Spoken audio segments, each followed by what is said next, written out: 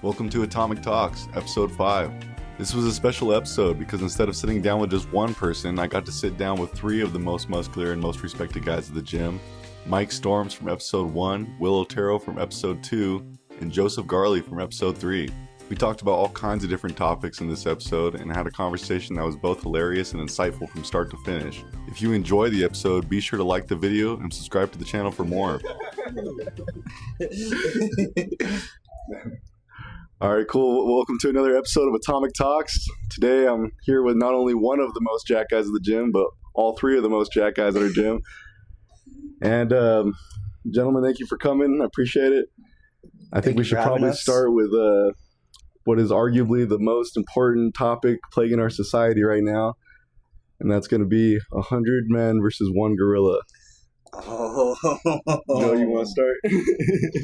No. Yeah, I'll go. All right, yeah. 100 men, 100 average Joes. So it's supposed to be average guys, right? Yeah. I mean, I think if they're all like, gun to your head, you have to fight. And there's not some scenario in which like 80 of them run away and then only 20 of them actually fight it because they're stupid enough to do it.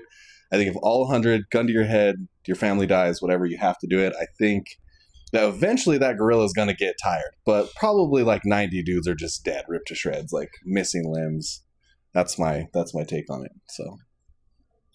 So I would think realistically, if they're average people, I think you are right. I think they could eventually take the gorilla down. My reason being is because I think a lot of people think about the gorilla being able to just like manhandle these people for an extended period of time. But like every mammal out there, they have short bursts of energy and they're going to get tired eventually, And I think at that point, when the gorilla's tired enough, and as he said, if they haven't run off from fear, I think they can overwhelm the gorilla. What's the gorilla's name? No. Harambe kicks my ass. Well, Harambe's not very good at fighting right now. So. I really don't have an opinion on this. I think, I honestly have the same opinion. Like the first 20 to 80 dudes just get mauled. And, eventually you're going to overwhelm the animal. Like any animal. I don't know. Go at it like a bear. Throw your hands up, screaming. What if the gorilla's on EQ? I mean, absolutely not. It's got unlimited cardio. The endurance. It's literally a racehorse, but a gorilla. So EQ is a drug for racehorses. It's not actually for humans. So no, yeah, EQ gorilla wins, like hands down. Yeah, he just starts headbutting you for fun at this point, just killing guys with. So I actually have a topic that I'd like to address. I saw something this morning that I thought was pretty cool, and it has to do, since we're on the topic of EQ and PEDs and whatnot. What do you guys feel about the whole argument about a non-trained individual on testosterone making more progress than a natural trainer? Like somebody who's not training whatsoever, who's just on TRT. Apparently they're saying that the androgen and the increase in testosterone is causing these people to have more results than a person who's naturally lifting. Actually, do you buy that? Did you hear that? I heard about that in an exercise physiology class I had in college, believe it or not. I don't know if it's true or not, but... Okay, so we're talking about, is this person that's on, hormone replacement therapy, he's working out in the gym? No. He's not? No. He's just chilling? And so you're talking about just muscle growth. I mean, what's progress? Like when you're looking in the mirror, like is a guy... kilograms. Right, and I've seen it. I know exactly what you're talking about, but what does it look like? What does it really look like? Did the guy... he's put on 1.3 kilos of muscle.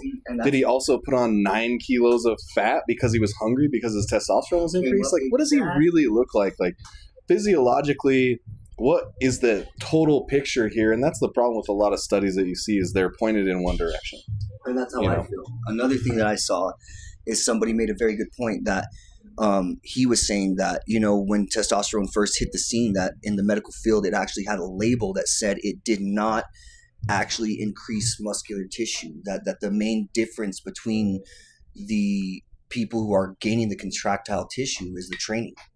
because the study wasn't done on trained individuals. I think they actually did the study on rabbits, and I also think that's another thing to say when they point out these studies for PEDs, saying that, well, like, for example, the whole cow thing, well, they inject trenbolone with cows and they put on enormous muscle mass and this and that. I think we're not cows. They metabolize things differently. They have different estrogen receptors in the way they uptake things. So, I mean, I think different myostatin, there's different things in their body that allow them to do that, where I don't think a human necessarily has that capability. And you're talking about the studies where they basically will give somebody that's not training at all steroids, and they make more gains than the person that's not on steroids, but they are training, right?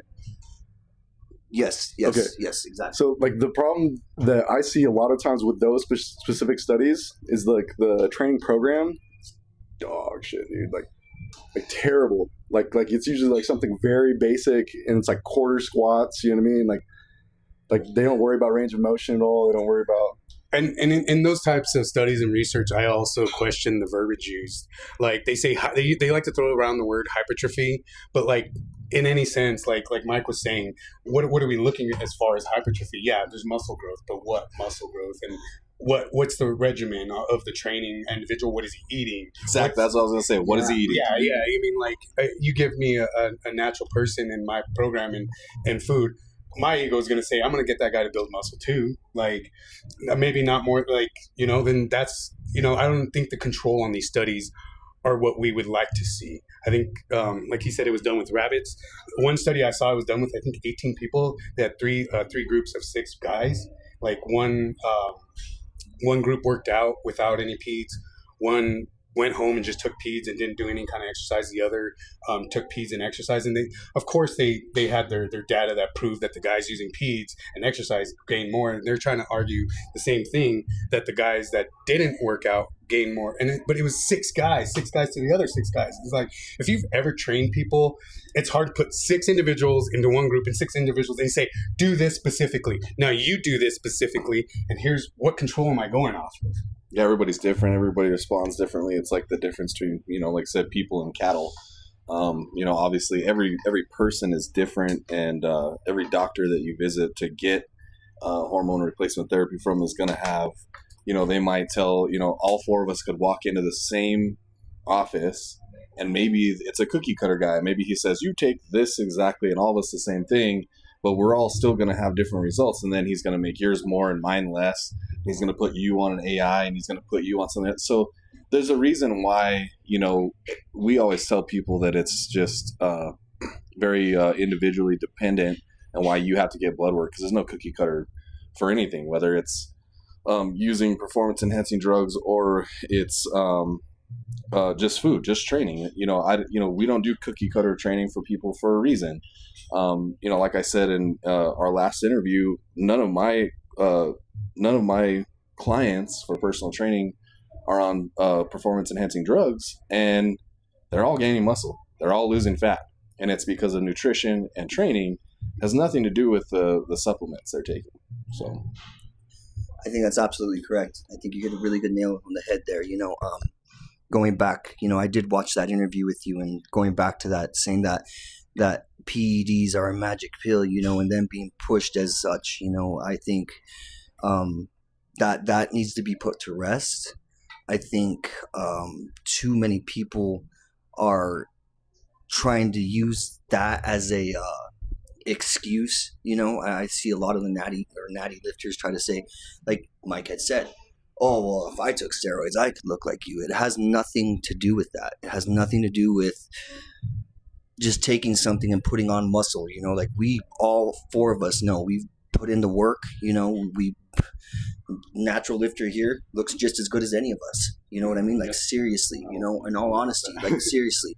And it all comes from the hard work and dedication. Because I'll tell you right now, Mike, Will, and I all had pretty damn good physiques before we ever decided to jump on. It wasn't ever like we jumped on and all of a sudden people were like, oh, what are you doing? Like, to be honest, I think we were approached a lot more, not more, but we were approached back then as well, as we knew what we were doing.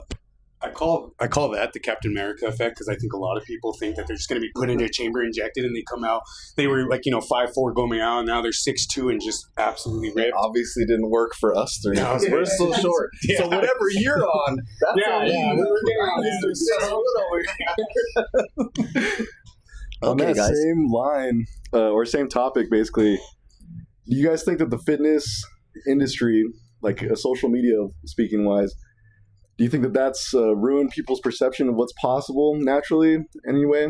Because like I hear a lot of people say that like go on social media and they think that all these things are possible naturally, even though it's not possible naturally. But in my opinion, it seems like it's the reverse, where people have gotten to this idea that you can't get very far naturally, when in reality, You can. I think you can. I don't know. Yes, absolutely. I think that social media has stigmatized that very hard. Another part of that is like, for example, I'll put it this way. Me and my wife just watched that documentary on the Liver King that just dropped. I don't know if you guys have seen it. It just came out like on Netflix, dude. If you guys give it a watch, it's really cool. But yeah, I mean, you look at that guy, man. He was pushing his ancestral tenets and his living and this and that, saying you can achieve the physique that you want just by doing this. And I think a lot of that is pushed, not directly the way he was doing it per se, but a lot of these guys who are sponsored by supplement companies, and promoting these supplements that you don't need to take this or that. Michael Hearn's another one. He's selling $70 duck eggs, saying you can look like me if you do my training program and eat my duck eggs. And that's bull crap.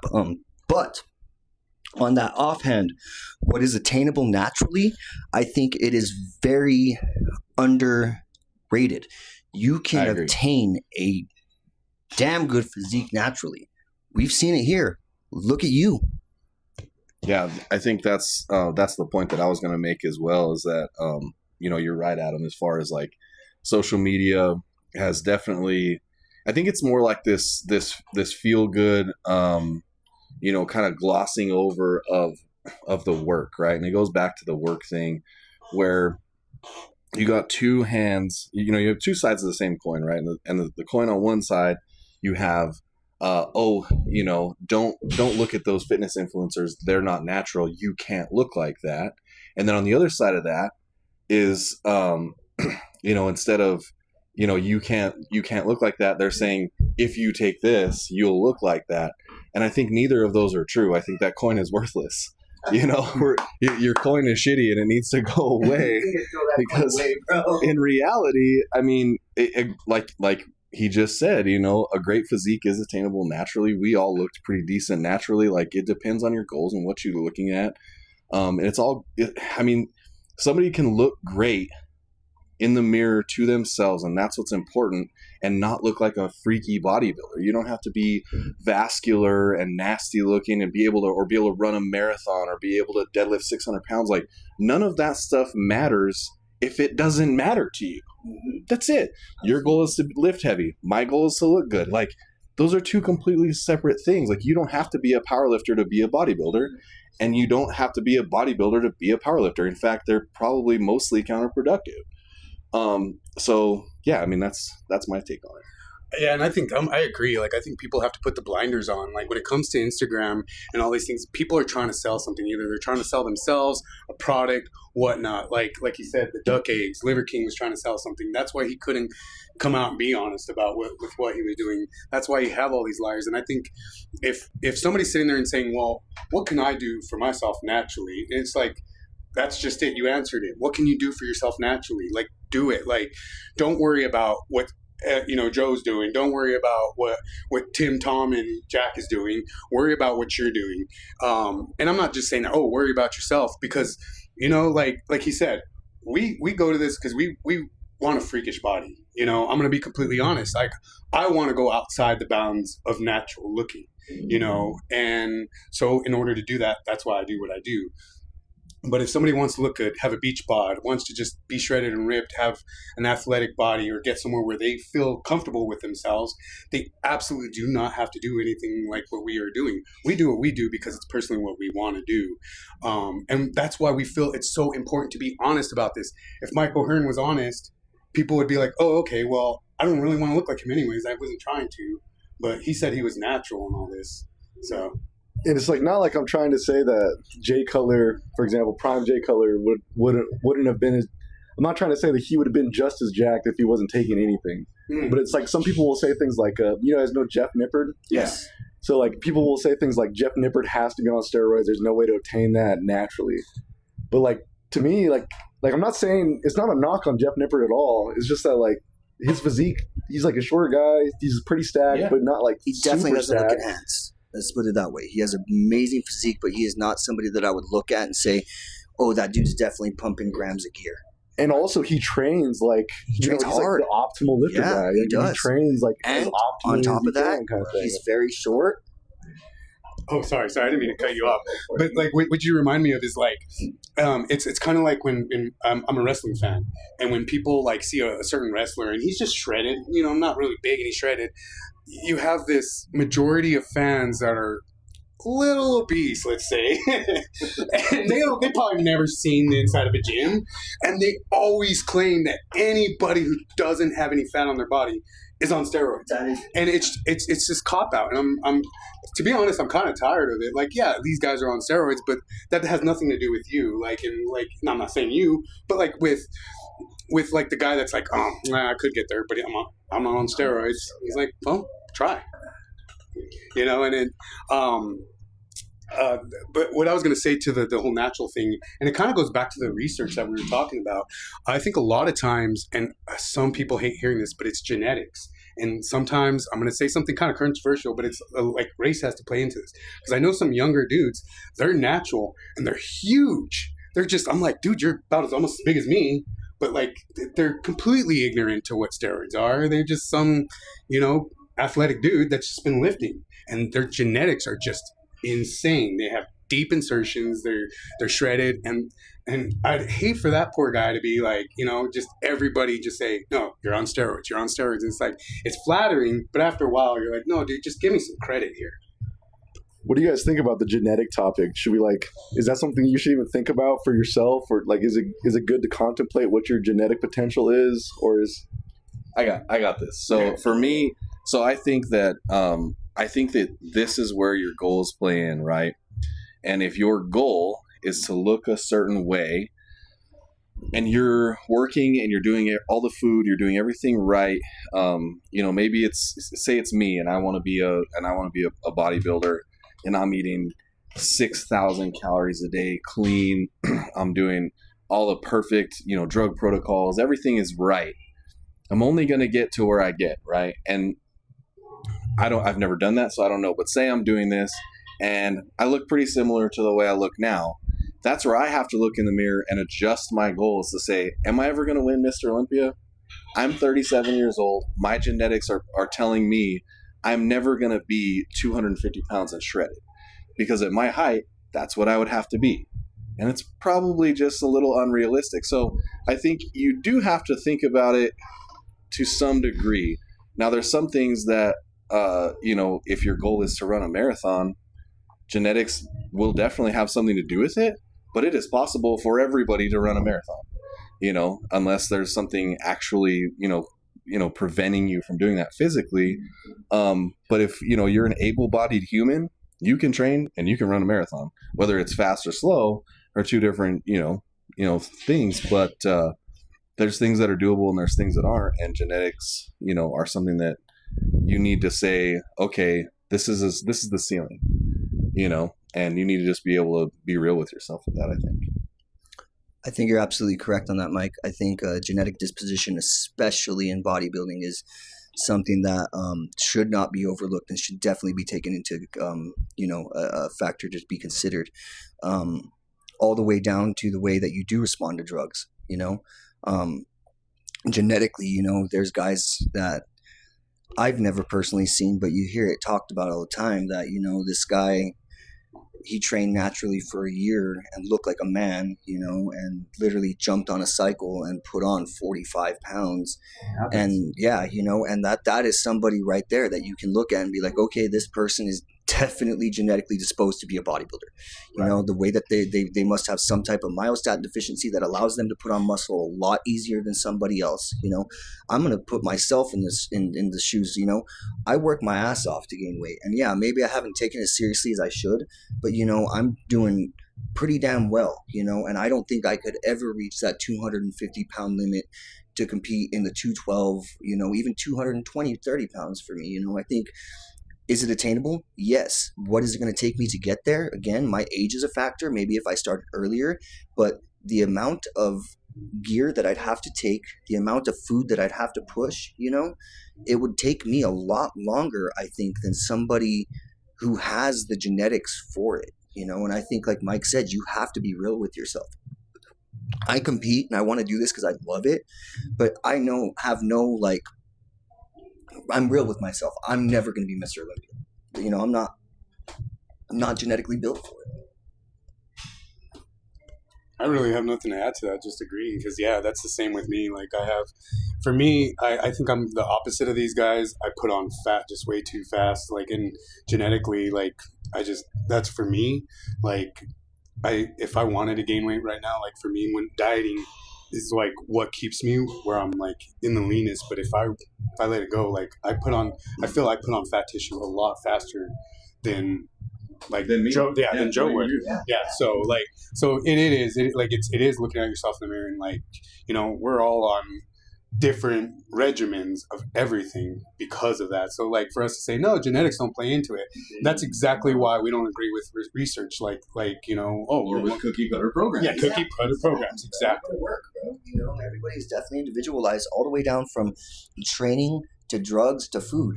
It's all individualized, and I think that is something that us as bodybuilders and trainers, you know, we need to be very open about that, and I think we need to kind of let people know that, because I think there is a lot of cookie cutter crap going around. You know, you see a lot of that on social media where this guy's selling this program, and you look at the program and it's literally just like the other guys. Yeah, seriously, no, like seriously, it is, dude. And they sold it to you for $500. Yeah, you know, and like that is such BS, bro. Really, it is. On that same note, I'd like to bring up a question and a topic on training. How do you guys feel about this whole science-based movement that seemed to taken over for this like hypertrophy thing? You know, like how do you guys really feel about, like, I mean, I said it before, I'm a science-based lifter. You know, what do you think, honestly? Honestly, I have not looked into it enough to form a really, you know, like well-educated opinion on it.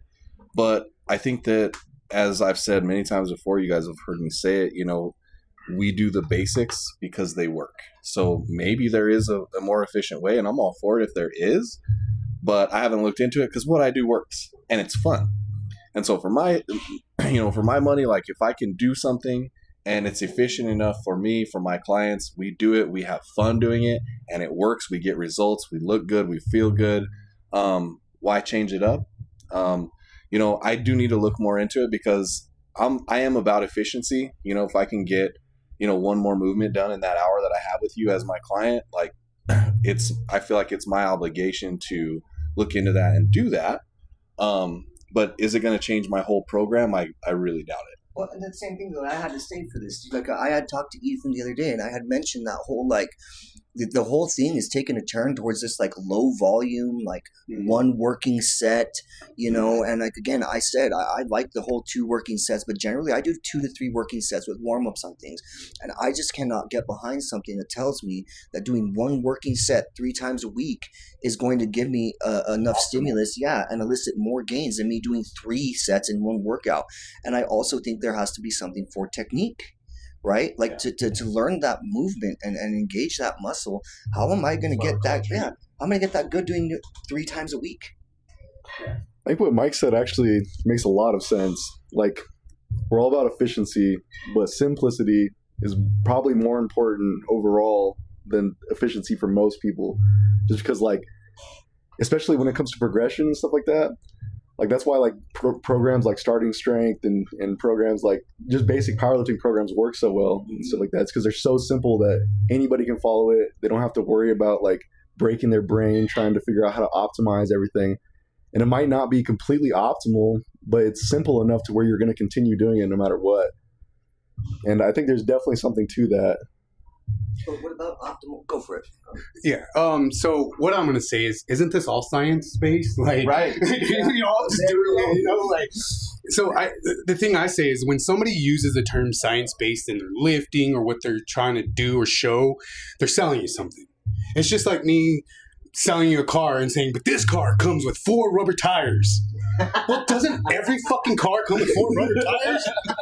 But no, that salesman sold you on that. He specifically pointed it out, and that's what I mean. Like there's a good median on that one, and I think a lot of people, like with science based, they're trying to, like, and I see it. You see them, they're going like super slow, or they're doing some like super slow, and I go slow. My movements are slow and controlled. But we were talking about it. You watch these old school bodybuilding videos.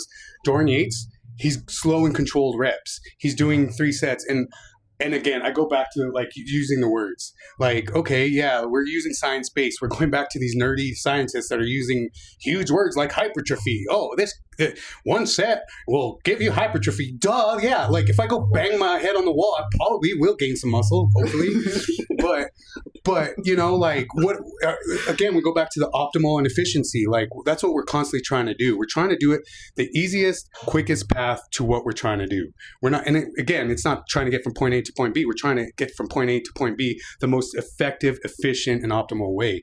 And that's why I say, isn't this all been science this whole time? I mean, there is bro science out there, but for us, there's peer-based research. And Joe goes and says, "Hey, dude, I put the squat pad rack that we put on the bar on the leg extensions, and now it extends my quads. We all tried it, we loved it, we started doing it, we see our quads growing." You know, we don't need somebody in a lab or somebody trying to sell us something to tell us what we've been doing.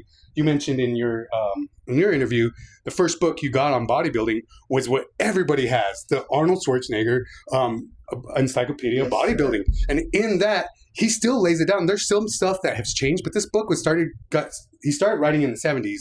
It was got a new edition in the 80s and I think another one in the 90s. So it's been updated, but a lot of the stuff has stayed the same. And a lot of what these science-based nerds are saying, it's from this book. It's already there. It's already there. Yep. They're just glorifying it, using these fancy words to make it sound like it's more than what it is. And I want to touch on what Mike said about optimability, bro. I think, and I told you this, the most optimal thing that you can do is the one that you enjoy. Yeah. Because I don't care how optimal an exercise is. If it's more let's just say, if I'm doing a bicep curl, if I have my arm high and I'm letting it stretch, or that stupid line curl that you see people doing now where they're laying flat and shit. Yeah, whatever, dude. You see them doing that. Does it provide more of a stretch at the bottom? Is there more torque? Probably, right? Do I enjoy doing that? Hell no. So how much effort am I really going to put into it? Right. Even if it is optimal, I'm going to get more out of doing a standing dumbbell curl because I enjoy it, and I'm going to go harder on that exercise than doing something I don't enjoy. And I think that's what produces results in optimability. That reminds me of I think it was probably in the Arnold Encyclopedia or a meme or something with Arnold in it where he's doing the curls and he's got the thing underneath, the arm blaster underneath. And it said something like, notice how the people with the form police always have smaller biceps than the guy swinging the weights up. And it's legit. Like, you know, there's some stuff that if you're putting more effort into it, you're definitely going to get more out of it. And then just the other thing that I was going to say is that I think it was a Dr. Mike video where he was talking about lateral raises, and he was talking about the position of your hand when you're doing dumbbell lateral raises, right? And he was saying that some people feel it more when they raise their pinky higher than their thumb. Some people, that hurts their shoulder, so they go thumb higher than the pinky. And so I'm looking in the mirror as I'm doing it yesterday. Oh, I go pinky higher than the thumb. And I never really thought about that. But when I have a client doing lateral raises, I always say, they say, oh, does it have to be like this? Or can I be like this? And I say, wherever's comfortable with your hand, as long as your elbows are coming up so that we know that your delts are doing the work, we know we're getting the work That's it. done. And if I tell you you have to do it like this with your thumb up because that's what doesn't hurt my shoulder, and they're doing it like this and they don't feel it at all, and they're only feeling it in their rear delt, and they're like, man, like, am I supposed to feel it, back here? Is it? And I'm like, no, I wonder what's going on. Well, like, it's to me, being optimal is about making things, work, not what somebody else says works. Exactly. Thank you. Yeah, it's not optimal if you're not doing it. Exactly. No, that's exactly right. And I think a big problem comes from whenever somebody that's inexperienced in the gym starts to try to take peer-reviewed journals and like study the workout programs that are in these peer-reviewed journals, and then completely neglecting all the empirical and anecdotal data that we get from people that are like that do this all the time. Do it. Yeah. Because the people that are writing these peer-reviewed journals, generally speaking, They're not the in the gym front all the line. time. Not the No, subject. seriously. Yeah, exactly. They're not the subject. They probably don't lift nearly as often as guys like us do, for example. So for guys like that are in here all the time, even if we never looked at any of those peer-reviewed journals to see what was optimal from them, we probably still have a decent idea of what's more optimal just because of the fact that we do it all the Oh, time. absolutely. Not only that, us being trainers, we work with other people, so we know what works on other people because we have to individualize things. And that's the tough thing about, like, even with trainers, it's like for example, I got like a certification through the National Strength Conditioning Association. And it's like, while you're taking the test for the National Strength Conditioning Association, there's so many questions that literally I want to bang my head against the wall. Because, dude, No, they're really, just like, I know. even the questions themselves sometimes are just pointless. They're and stupid. asinine. Yes. Yeah, completely Absolutely. asinine. Yes. And it's like, I get that this is a well-accredited certification, and I don't think that it's completely useless by any means, but I'm really just taking the test for the certification. That's it. Yeah, and your insurance, so you don't get popped, but you Yeah. blow somebody's knee out or they hurt themselves. Like, literally, that's all it is. Because I'll tell you right now, dude, and I'm sure all four of us have experienced this, dude. With our research and our knowledge and our decades of training under us and what we've done, we see guys come onto the scene who are exercise physiologists, this and that, certified through this and that, and you watch them training somebody, and you're questioning why they're training people. Yes, like even when I was in college, it's like you'd have some teachers that they have a doctorate's degree in exercise physiology or something like that. And you can tell just by looking at them that they aren't in the gym as often. So it's like, am I supposed to listen to that guy more so than I'm supposed to listen to like Mike, even though Mike does this like all the time? He like lives the life, you know what I mean? It's I'll like, answer that for you. Absolutely not. Thank you. I don't know Listen to shit. Mike, Just dude. for the record, I don't know shit. Don't listen to me. unless you're paying me, then you have to listen. Otherwise, you won't get results. Oh my god. what about fitness? Will? Yeah, just real quick to say like that. Yeah, we do see so many people, and we do get to see so many bodies in that. And what I tell my clients is a lot like you were saying. There's a lot of people that have the knowledge. Yeah, they read the book. But, I'm somebody who went from almost 300 pounds to a bodybuilder physique. I'm not bragging. I'm just saying I know what it's like to be a 300-pound guy that just wants to eat pizza and drink beer. Like, I mean, I guess that's every guy. But, but for me, to know, like, when I go with a client and they're like, oh, like he said, like, oh, I don't feel good. We can give the suggestion, like, well, muscle under tension should be, mechanical. Like, and start rattling off big words. But their client's not going to give two shits about the big word I just used. They're going to say, well, okay, but how does it not hurt anymore? Or how do I do this? Or I'm short, how does this work? And we know tricks of the trade around this gym that you can't get out of any textbook. Yeah, and I have an NASM, like 2 NASM certifications, and I don't want to say they're trash. They really help me. They help me build a base around, but they don't teach you how to actually do it. Like, actually go out there and be like, okay, well, I live the life. This is how I do it. I think that's how we all get there. And it's kind of tough too, because like somebody that is brand new to this, they're probably going to put a lot more credit to the person that actually does have a certification, even though that certification, like we just mentioned, doesn't necessarily mean that you know anymore. And sometimes it might even mean that you have these concepts in your head that are just kind of false and not really applicable to what it's like to actually train. Let me just put it this way. I've actually train paying clients that have their certification. And I'm not saying that, like, okay, we all have had bodybuilding coaches. That's a whole other thing. But I'm saying, like, I've got somebody and, like, I'm training them and I'm like, did you even read the book? And they have the certification. And I'm like, I'm teaching you this stuff. And I'm like, why do you go shred your certification and come back to me? And it's like Chris Bumstead, for example. Do you think he's like, I want the guy that has the most certifications to coach me?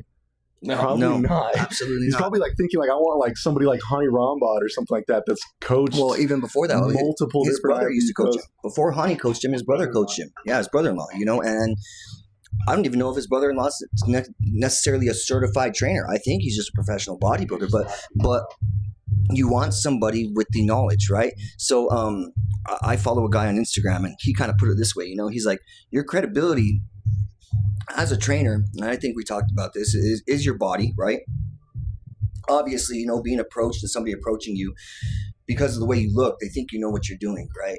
And I think that does say something, especially like if you put in the work and you have built this physique over years of training, you got to have some type of knowledge to be able to pass on to somebody, because you've been in here, you've done the work, you've gone through the tricks, you've gone through the trade, so you're able to give those people results because you've made the results. You can't be somebody who's reading these books and doing these studies and not set foot in a gym and actually do it and think that you're going to build a monster or help this person reach their goals if you've never reached goals yourself in the gym.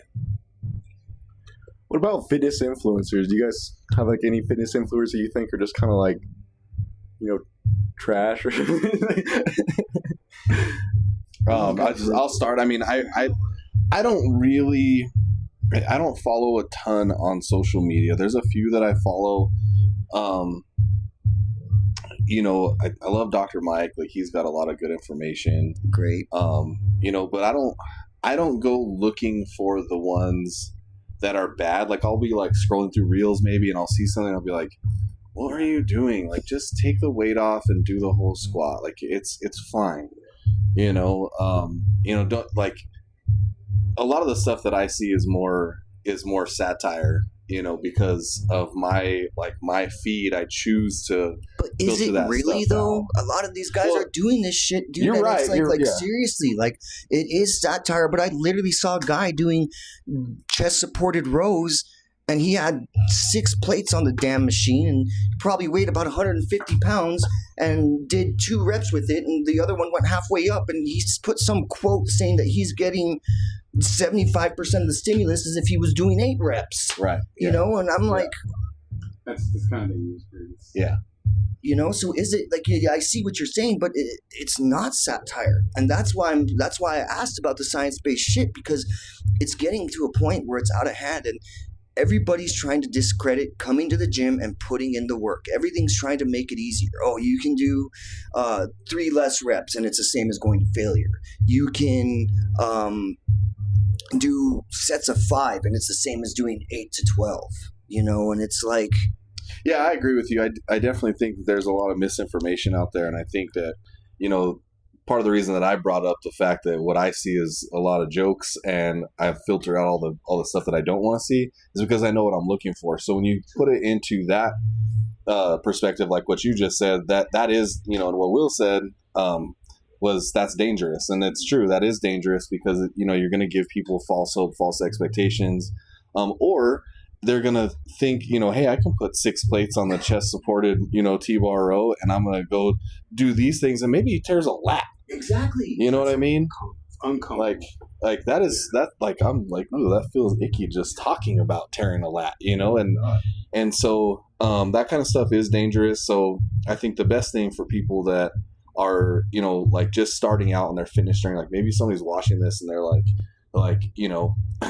just friends with you, like through somebody else, they happen to see something and they say, oh, I think I'll watch that with those guys talking. If you made it this far through the video, just go to a gym, like Will said, chat GPT it. You can get just a basic push-pull legs program and just do something basic. Don't look online for the answer. Because when you look at, reels and TikToks and stuff like that, you're going to get a lot of misinformation and you may end up hurting yourself. Absolutely.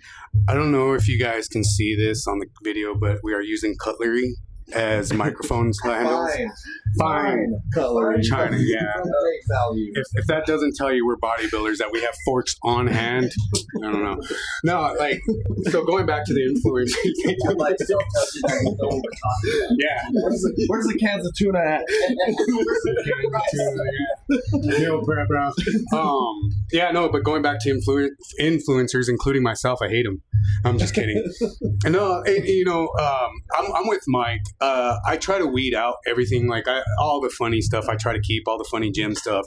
He sends me some good information. I'm with Mike. My wheel's full of all the bullshit. Yeah, it's full of all the satire and bullshit.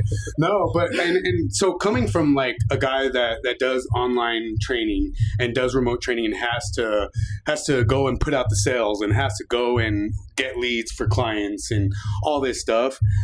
It irks me to see a lot of content these days, and it's not anyone's fault but my own, but it irks me to see it because I know what they're doing. You know, like you're giving that tip because it's follow me or DM me ready to start your new program. I'm looking for 5 people who are ready, set to go and get shredded for summer. And then they go and they're like, oh, you do this. There's this.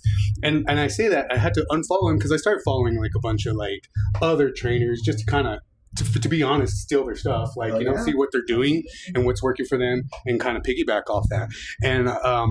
And that's kind of what made me, I was like, no, I don't want to do this because I see what these guys are doing and it's just, that's not me. And I don't want to call a lot of these guys fake, but a lot of what they're doing, they have, like, it's like he said, but I call them Instagram workouts where you're doing them weird as shit workouts. You're doing like just weird concept workouts when you could just be doing basics. Yeah. But they're telling you to do that because now they have the new, like, it's like the science-based thing. It's the science-based stuff. Oh, I train science-based. Well, so do I. So does he. Like, but when that guy says it, he's selling something, you know? No, and very true. And so it's kind of gone that way with me. Like, you know, I get the, like, and I don't go out looking for it, but I'll get somebody that shows me a video. What do you think about this? I'm like, I think that guy needs to get another job. Or, you know, not work on social media. There was this one in particular because I'm again with Mike. I follow. There's a lot of influencers I do like. Dr. Mike. There's Vigorous Steve. He's really good on PEDs. Yes. There's some really good guys out there that have really, really good information. But there's this one other online trainer, and I just could not stand his content. I was like, good for him. You know, like he's producing. I just could not stand like how basic he was.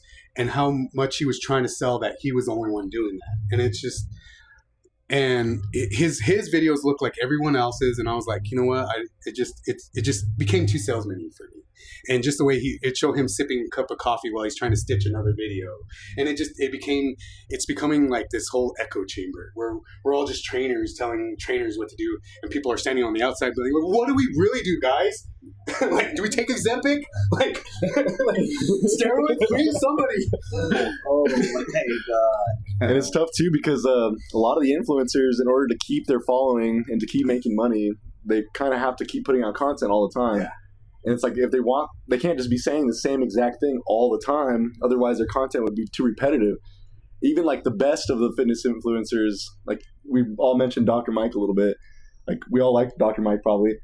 But even him, I saw like, I don't know if you saw that video that he put out semi-recently where he's like on the chest fly machine, but he's like doing a seated cable chest fly kind of thing. And he starts by curling it in like this, then pressing it out like this, and then doing an eccentric fly. Because he's saying that it's easier than because you're wasting energy doing the concentric part because more is... Yeah, see, that's the kind of stuff that I'm talking about. Yeah, that's the like... And that's a tough one too, because like guys like us looking at that, it's like we're always going to be able to press more than we're able to curl. Yeah. You know what I mean? I mean, I don't know. What do you guys think about that movement? Like, well, and as I was saying just now, fuck that. Plain and simple. You know, like, I just really feel like when it comes that far and you're exaggerating shit to sell your program or to make it seem optimal, you can't tell me that what he's doing there isn't any more optimal than doing a pec deck fly or a chest fly in that manner to do the eccentric portion. You're not wasting that much energy doing the positive portion of the rep. Yeah, the only way that you could be wasting that much energy is if you were doing flies with some incredible amount of weight, like, because that's what you see, right? When you see people that are doing flies wrong, they curl it, they press it, and then they kind of do this, and then they curl it together again, and they're doing like a really shortened movement, and this like, kind of suboptimal movement because they're just going too heavy. So like maybe his advice is pointed towards us, where we could be doing a heavier movement, but probably not. He's probably just trying to sell RP strength, which is great. Like it's an awesome program. I'm not going to say I don't. I mean, I have it on my phone right now. But there's always some goofy shit that people are trying to do to get clicks because they have to. Well, like his whole axial fatigue thing. I'm not sure if you guys heard about his axial fatigue, right? So like his whole premises behind doing exercises such as bent over barbell rows, seated cable rows, standing lateral raises, anything standing for that matter, right? He talks about this axial fatigue and putting stress on the core and the lower back, and that in order to minimize axial fatigue, to do some exercises supported or laying. And it's like, when the hell have any of us ever done that in our training career or worried about that? It's funny because I kind of have a contradicting approach to that, because when I tell my clients, or somebody comes and they ask me, what do you do for your abs? I tell them bent over rows. That's what I'm saying. That's exactly what I'm saying. Like that's the type of nuanced information that I think has gone too far, and they focus on too much and breaking down the shit. Like, just come in here and do your bent over rows. I promise you, unless you're doing bent over rows with 495, you are not going to stimulate a bunch of axial fatigue. This guy sits back over here. No, we're not all Mike. Yeah. Can't be Mike. Deadlifts, and like I look over and Mike's rowing. Rowing it. Damn. So you can do the best exercise. No, but even then, like even if Mike is doing that kind of stuff, he's built up strength for it. He doesn't have axial fatigue from it. He has adaptation. That's what I was going to say. Like, if you're worried about something like axial fatigue in a movement that you're doing too much weight. Like, honestly, like, it just flat out, like... But that's what I'm saying, though, dude, because if you look at Dr. Mike, he's talking about doing curls. There are tricep pushdowns, and you should be doing them lying, or lateral raises. Like, you're not going to get any axial fatigue from bracing yourself and standing up like that. That's the kind of shit that I don't... And how much of that do you think is something that Dr. Mike actually thinks, or do you think that's just stuff that he just has to say in order to keep fresh content coming out? Because like even like that movement I was just mentioning, like I doubt that he uses that. I mean, like I doubt that he uses that movement, but I'm sure you like have to put out something interesting or new or whatever. I totally agree. So that's what I was saying, about the supplements and stuff is like, these guys. Like, I don't think Jay Cutler ever used, and this is back in the days, 10 years ago, I don't think he ever used his pre-workout, because that was the most foul pre-workout I've ever had in my life. Same with C-Bum. C-Bum is horrible stuff. It's terrible, the Jay Cutler one. Really? It was I don't know, it was before that. It was when he was in Muscle Tech, right? Yeah, it was the Muscle Tech. Yes, dude. It was foul. That stuff was nasty. But no way he took that. Okay, so it's like that. It's the same kind of thing. You got to keep this fresh stuff coming out. They have to have something to sell because there's no money in bodybuilding. Like, there just isn't. There's money in selling supplements. There's money in selling merch. The Olympia, they win, less than $1 million. So you're not going to be a millionaire from winning the Olympia. You're going to be a millionaire from selling your program, for having online subscriptions, for selling your merch, your pre-workout, your protein, whatever it might be. And so that's what these people have to do. So that's what people have to keep in mind whenever they're looking to buy something. You got to look at the message behind it, right? Like, what is the message? Why are we trying to train you? Well, I'm trying to train you because I need to make money, for one. And I'm going to tell you that, right? Like, I'm in this to make money, so don't cancel on me the day of, because it's going to count towards one of your sessions. But they're not telling you that. They're telling you we can make you better, but also slide me some cash. Put it on auto renew. Let's not think about it. So it's a little bit less of a direct approach. And then, like I said, new material. That's what sells. Yeah, and I had mentioned the bodybuilding encyclopedia. Like, it was started being written, well, probably even the 60s. They probably started writing this book in the 70s, 80s, and it's made the decades. Nothing's really changed too much. Like I said, they updated it. Nothing's changed too much. But that just goes to show, like, bodybuilders are still doing typically the same thing that's in that book. So, here we go, 40 years later, what do you have to sell? We're old 60 years later. 60, yeah. 60, yeah. We were 40. Oh, yeah. Ooh, he just dropped a bomb on us. Not quite. No, but that's but my point is just like, they've been doing this basic stuff. And so if we were trying to sell that now, it's hard because it's been the same repetitive thing that's worked. We just have to repackage that. And how do we repackage that? We show people how to do lat pull downs and we tell them they're doing it wrong. And we add some weird little special word in there they haven't heard. It's the 4 tires on the car again. Let's put it this way, dude. We're probably running short on time and getting close to close up, but let's talk about this before we close shit up. You look at Mike, Will, Adam, and me. I'm sure we all train differently. I'm sure neither one of us train exactly like one another. But you know what we do? We do the basics. We do them well. And we're all consistent. Whether Mike's doing 5, 10, 15, 20 rep drop sets, whether I'm doing straight sets, mile rep, match sets, this or that, whether Will's doing this, you're doing your powerlifting scheme, all of us have impressive physiques, and that is the point that I think needs to be made more than anything. And I've said this, pick a program, do what you like, and work your ass off. Stick to it. Yeah. Yeah, I think, like, if I'm giving just straight advice to somebody who's watching this and they're like, okay, how do I wrap up everything you guys just mumble off? Exactly. I always have a quote that says, basics takes it. Just keep it, something that's going to keep you coming in the gym, something that's going to keep you happy, something that's sustainable, because it's ultimately what this is all about, Like you said, we're all doing 4 different programs here, but ultimately we all have one goal, and that's just to be happy and healthy. We just really want to be what we want to be, and we're going to do what we do. I think when it comes to like exercise and picking out something for you, if like you just saw 4 people just talk, about their different approaches, but we all came back and met in the same center.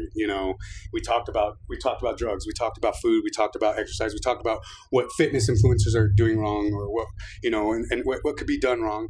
But, and that could overwhelm somebody and be like, okay, we're doing all these wrong, what can we be done right? Best thing to do is don't have the ego. Check your ego at the door. And what we mean by that is don't come in thinking you're bad. Come in. My favorite thing, I'm not going to quote Socrates because I'm going to mess up the quote, but it's, basically the smartest man is the one that admits he knows nothing. And if you come in here, like when I went to Mike, of course I knew what sets were and I knew what exercises to do, but I went to Mike and I was like, what do I do? And Mike's like, well, here's some workouts, do them. And I followed him. I knew he knew more than I did. And I checked that. We still do it. Yeah, we still do it. And another thing is be honest with yourself. Like that's what's hard about teaching people the RIRs and teaching people like science-based stuff. Like we get it, we understand it, but when it just becomes so confusing, and it becomes just be honest with yourself. What do you want to do? What are your goals? What can you do? And like honestly, like why are you doing this? Because you yourself are gonna ask that more than anyone else. I made a short about this like a few months ago, and it's just kind of this quote that Sebum said on his Snapchat story one time, and he was basically talking about how consistency is always better than perfection, and that 500 days at 80% is always going to be better than 50 days at 100%. Oh yeah. And I think that's kind of somewhere that we're all kind of meeting in the middle here for sure, is that like the concept of consistency, no matter what you do, whether it's optimal or even slightly suboptimal, consistency is the most important thing, probably. Kind of like Joe was saying about how you have to enjoy what you're going to be doing. I love quotes, and I'm going to throw another one at you. The water breaks a rock not by force, but by consistency. Mm-hmm. So, like, you see water being in rivers breaking down big old boulders. It's not that the water's so forceful and so strong. It's just that it kept running. So, also, waterboarding is a torture. Waterboarding is a torture. Waterboarding is also consistency. Torture. That's what we're all about here.